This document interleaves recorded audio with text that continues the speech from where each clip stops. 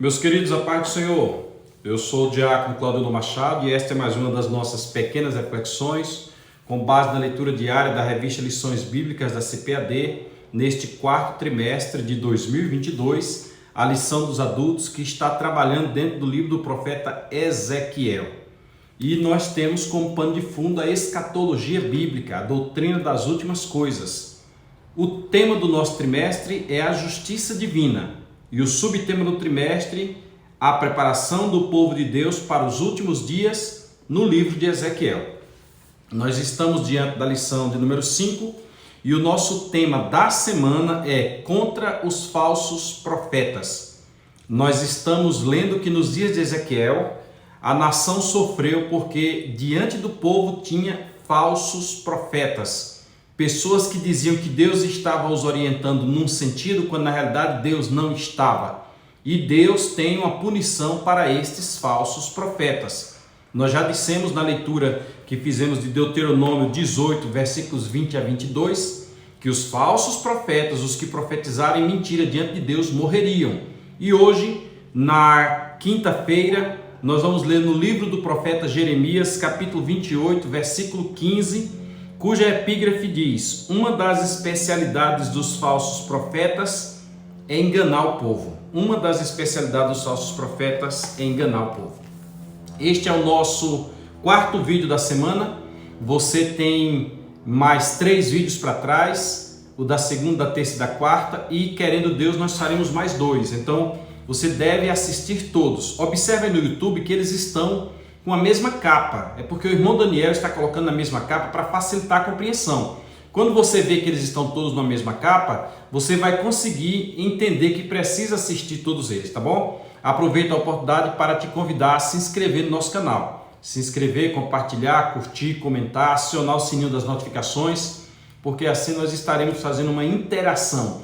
É um diálogo entre eu e você, é um diálogo entre você e o YouTube e assim por diante, tá bom? Vamos ler o texto de Jeremias 28, versículo 15, lendo na Bíblia de Estudo Mateu Henry, editada pela Sociedade Bíblica do Brasil, na tradução Revista Almeida e corrigida. Assim diz o texto, Jeremias, capítulo de número 28, versículo de número 15. Eu vou ler primeiro o versículo, depois eu explicarei para vocês o contexto de que se trata. Versículo 15. E disse Jeremias, o profeta, preste atenção, e disse Jeremias, o profeta, a Hananias, o profeta. Nós lemos ontem que os falsos profetas se declaram exclusivistas, né? Exclusivos. O canal da bênção é por eles. Se não falar por eles, não foi profecia. Mas aqui nós temos Jeremias, o profeta, falando com Hananias, o profeta. Hananias é daqueles que estavam na folha de pagamento do rei. O rei tinha os seus profetas particulares, aqueles aos quais ele mantinha perto. Vamos à frente. O que Jeremias disse a Hananias? Ouve agora, Hananias, direto ao ponto, você, Hananias, profeta, ouça, não te enviou o Senhor não te enviou, mas tu fizeste que este povo confiasse em mentiras. O Senhor não te enviou, mas você fez com que este povo confiasse em mentiras. Uma das especialidades dos falsos profetas é enganar o povo. Deixa eu contextualizar para você aqui agora, para você compreender o restante do que nós vamos falar. O profeta ele é um vidente. O profeta é aquele que tem uma intimidade com Deus que não dá para você mensurá-la com palavras. Não dá para você explicar a relação do profeta com Deus com palavras, que é uma questão de sentimento. Num dado momento o profeta vai sentir e ele sabe que é Deus, porque ele tem uma intimidade com Deus. Então ele precisa ter sempre este contato com o Senhor. Se ele perder este contato com o Senhor, ele não vai conseguir compreender a Deus.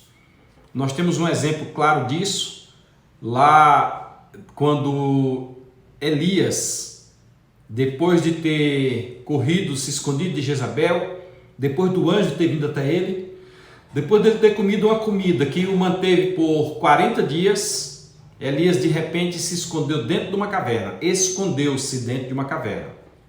E naquele momento a voz do Senhor veio num vento, veio no terremoto, veio de formas diferentes e Elias não compreendeu. E isto é uma prova que quando nós, ou quando os profetas, nós servos do Senhor e os que se declaram profetas, em algum momento perdem o sentido, o liame com Deus, o Senhor fala e ele não compreende. E o ruim é quando o Senhor não está falando e ele agora cria um parâmetro de compreensão. A Bíblia vai nos falar do profeta velho e do profeta novo. O Senhor, sabendo os pecados que tinha cometido Jeroboão, filho de Nebate, o Senhor mandou então um profeta novo ir até Jeroboão e profetizar. Olha, Jeroboão, assim mandou dizer Deus. Aí transmitiu a mensagem. E a prova de que isto vai acontecer é que o altar vai fender. E de repente o altar que estava diante deles fendeu. Foi a prova de que Deus havia falado com o profeta novo. Mas o Senhor disse ao profeta novo: olha, você vai por aqui, mas você não perca tempo. Você não converse com ninguém. Você faça assim, assim, assim. Aí lá naqueles entremeios lá, um profeta que tinha lá, que já era profeta há muito tempo, o profeta velho, ouviu falar que o profeta novo estava lá e que o profeta novo profetizou e que o altar rompeu. E ele disse: não, está errado. Aí o profeta velho dirigiu-se até o profeta novo. Foi lá e disse: servo de Deus, eu também sou servo de Deus. Eu também sou profeta como você. E eu vim aqui porque o Senhor me trouxe uma palavra. Usado por quem esse profeta? Se Deus deu uma mensagem totalmente diferente ao profeta novo. Qual foi a mensagem que Deus te mandou? É bom ouvir. Ouvir, entender, interpretar, analisar de acordo com as Sagradas Escrituras. Aí disse: o Senhor me disse que você fosse na minha casa, que você comesse da minha comida, que você descansasse um pouco, a estrada é longa, e que depois você seguisse por aquele caminho. E o profeta novo, irmãos, se enganou, se engodou, esqueceu-se rapidinho do que tinha ouvido de Deus, emocionado, creio eu, porque o Senhor cumpriu aquela profecia, porque o Senhor cumpriu aquela palavra. O Senhor foi lá e agiu assim, assim, assim, do jeito que ele tinha dito. E ele ouviu o que disse o profeta velho e foi na casa do profeta velho e lá comeu. Comeu, sentou, descansou, que a Bíblia fala de folgar, e depois pegou uma estrada. E lá na frente, ele se encontrou com um leão. O leão matou. Aí o profeta velho, agora, sabendo disso, foi até lá e profetizou contra a vida dele. Eu não te falei que era para você, que aí já foi Deus falando por intermédio dele. Porque os irmãos precisam entender que Deus quer um vaso limpo, Deus requer um vaso limpo. Mas se não tiver vaso, Deus vai usar o vaso. Se não tiver vaso limpo, Deus vai usar um vaso. Olha, num dado momento Deus usou uma jumenta, no outro momento Deus usou corvos, no outro momento Deus usou baleia. São todos exército do Senhor, todos fazem parte do exército do Senhor.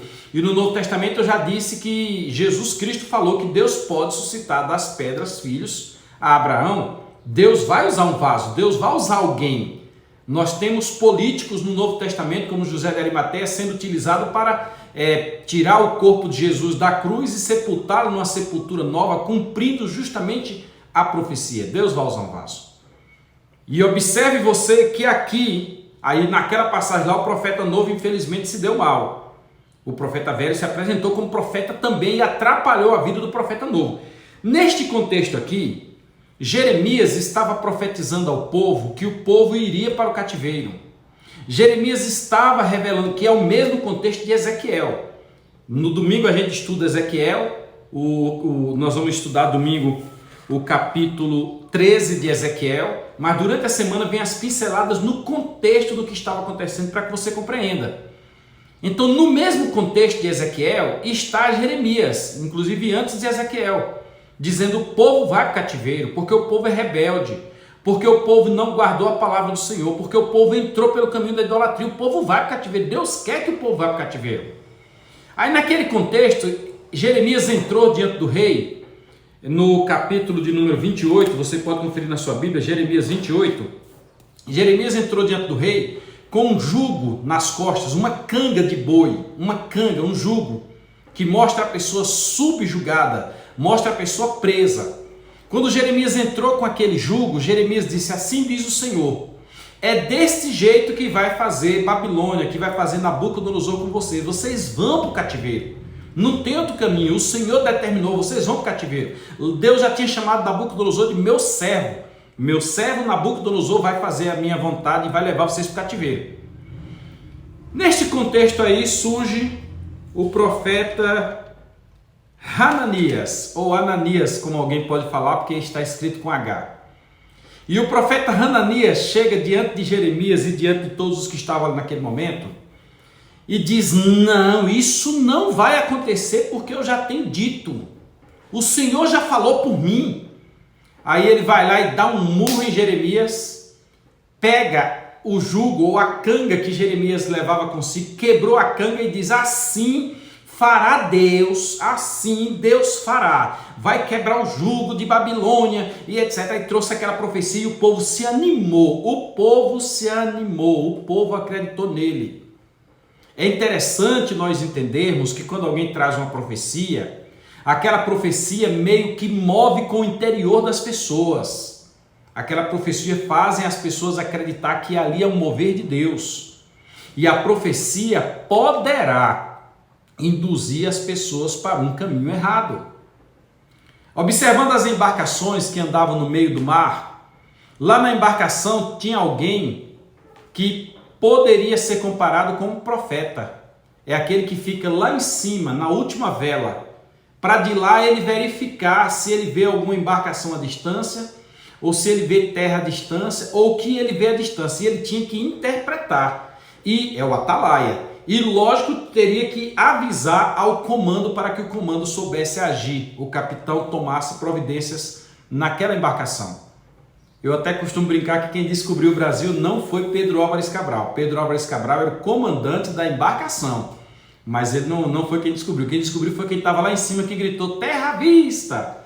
Aí foi descoberta a maravilhosa terra brasileira, a Ilha de Páscoa, como assim pensaram inicialmente por ser dia de Páscoa. O profeta, então, ele traz uma mensagem e ele guia o povo, porque o povo que não está vendo, é como se o nível do profeta fosse mais elevado, é como se o profeta tivesse um contato direto com Deus. Então, neste sentido, o povo leigo, o povo idouto, o povo que está esperando uma mensagem, acredita no que diz o profeta. Mas aqui, o profeta trouxe mentiras, o profeta trouxe coisas erradas. Muitas vezes eu já vi alguém chamar um profeta,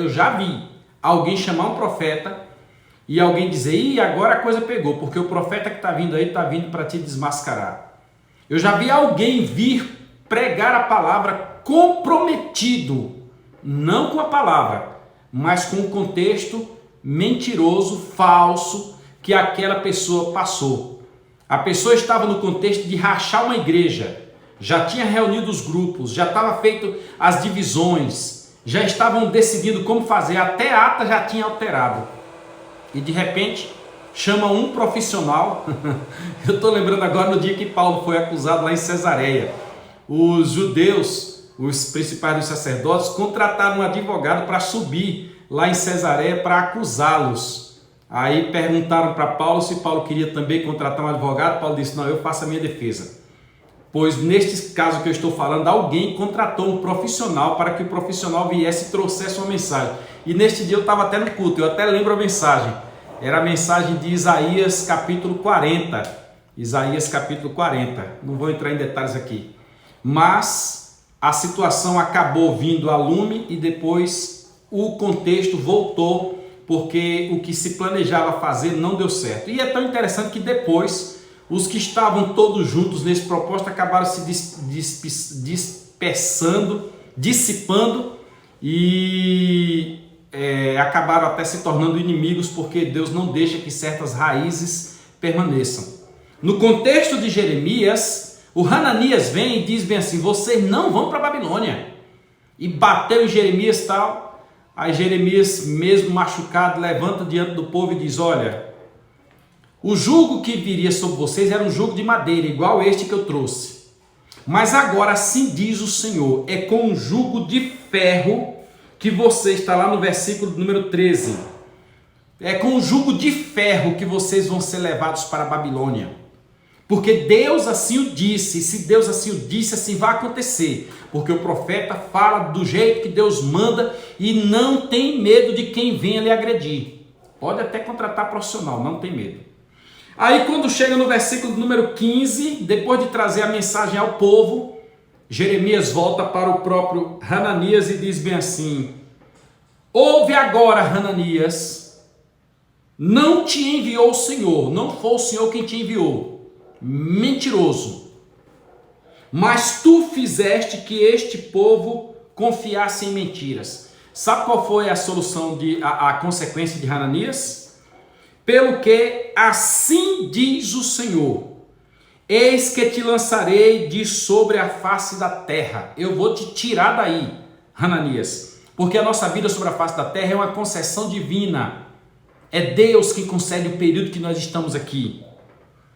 Este ano morrerás, Hananias, porque falaste em rebeldia contra o Senhor. Nós estamos lendo o versículo 16 do capítulo 28 do livro do profeta Jeremias. E o versículo 17 diz assim: e morreu Hananias, o profeta, no mesmo ano, aí completa, no 7º mês. Só demorou 7 meses e Hananias morreu.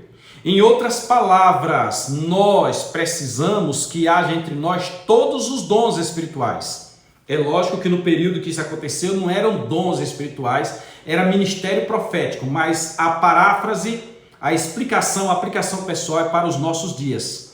Nós precisamos que haja entre nós todos os dons espirituais, especialmente o dom de profecia.